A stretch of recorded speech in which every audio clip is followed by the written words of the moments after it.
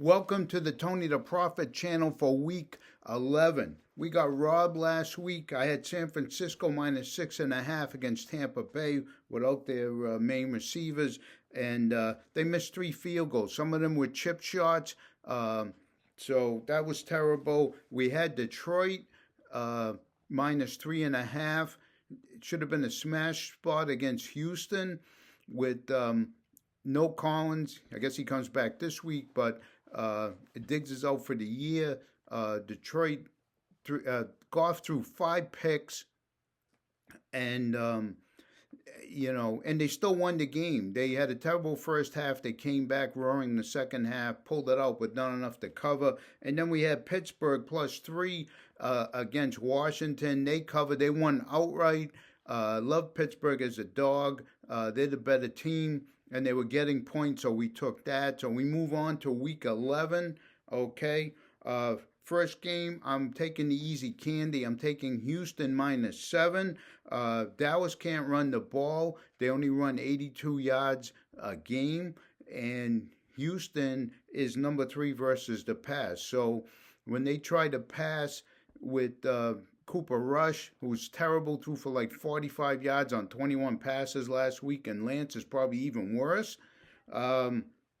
This should be a smash spot. Dallas just falling apart. 1-7 against the spread the last 8. 0-6 against the spread last 6 at home. They used to be the years they won 12 games. They won 8 at home. They won 16 games the last 2 years at home, and so they just falling apart. So only laying 7. I even bet this thing. Anything under 10 is fine. If you get 9.5, some of the odds aren't good. I would even do a fly at $10 on like 13.5. They'll probably beat them by even more than that. But anyway, so we'll take that. Houston 38-16, 34-10. If it's a little lower scoring, 31-6. Dallas might get a garbage time touchdown. So that's game 1. We move back. I'm going back to Pittsburgh. I got 3.5. There's some 3s out there right now. I don't think it matters. Tomlin as an underdog, 60-36-4. Lamar Jackson, Pittsburgh is his kryptonite. Lamar,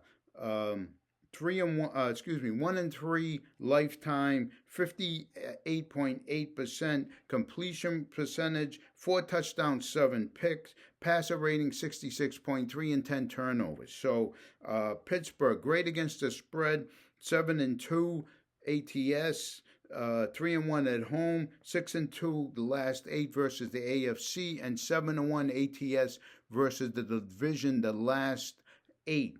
So this game will go close. Wouldn't surprise me if Baltimore won 30-28. You could play the money line. Pittsburgh luck may run out.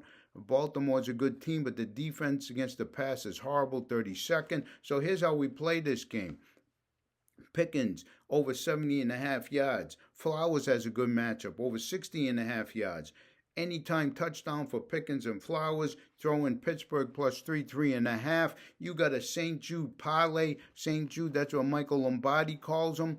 When you're probably going to lose, so you might as well give the money to St. Jude.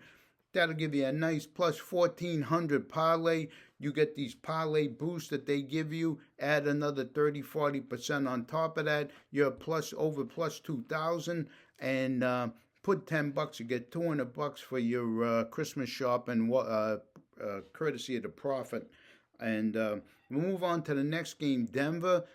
I was troubled to pick between Denver and Cleveland. I like them both. I'm picking Denver. The only thing that worries me, they're 2-2 against the spread at home. They're much better on the road, 5-1. You saw last week they should have beat Kansas City. Took a miracle, probably had a 1% chance to, 99% chance to win that game. And they got a chip shot block. Kansas City keeps coming up with miracles. Tampa Bay took them to the wall, and or it had to go to overtime. They have no receivers. They're all hurt. And it didn't matter. And then Kansas City wins in overtime. Of course, Mahomes will pull it out. So, anyways, I like Denver. The game's going to go like 27-20. Denver very good on defense. Third points allowed. Sixth against the pass. Ninth against the rush. Second against yards per play. So here um, we come to the MC Hammer plays. Don't touch this. Minnesota -6 versus Tennessee. Can't trust Minnesota. They couldn't even beat the Jags 31 and everything on defense. Scored 12 points, 4 field goals. Cousins threw 3 picks. I'm staying away. Tennessee, good defense, no offense. Horrible matchup. Rams -4.5 against New England. I'll take New England. Rams, horrible showing against Miami. Stafford couldn't get out of his own way, even though they had Puka and Cup. You have Williams, a great player. Rams maybe win by a field goal. No warm and fuzzy there. Miami versus the Raiders at -7. Can you trust them? They'll probably win in a good smash spot, but I don't trust them. I'm staying away. Vegas can't get out of their own way. They can't run the ball. And then I was betting the farm against them. They were going to have the third string in there, and they put Minshew back. So Cincinnati versus the Chargers. Everybody's on Cincinnati. I probably agree with that side. Chargers, #1 scoring defense, but they didn't beat anybody. Cincinnati defense, especially against the pass, is horrible. So I'm just staying away. Cincinnati should win, but it wouldn't surprise me. The Chargers are a much better team. And then the games I like, Detroit against Jacksonville, not enough after last week to make it a top play. I don't like large spreads. The way to play this is tease it down to 7.5, and then tease the over down 6 points. You should win on that teaser. Indy and the Jets, two horrible teams. Richardson coming back. I feel better with Flacco. Richardson maybe only get 10 to 12 passes completed. They're 7-3 against the spread. They're on the road. I would take Indy with the points, but the Jets can't get out of their own way. It should be a good game for Wilson, but I'm staying away. And then lastly, Frisco against Seattle. They beat them by 12 last time. They should kill them, but after last week, I don't know. I just like the over in that game. I think there'll be a lot of points, but I'm staying away. I wouldn't touch Seattle. Maybe you could touch them by the point of 7, but it's still risky, and I'm staying away. Oh, the other game, they're begging you to take the Packers. I'm benching Love and putting in Knicks in my fantasy. I don't trust them. They own Chicago like 10-0. Rodgers owned them. He never lost to them. Packers should beat them. They'll probably, maybe run against them, but I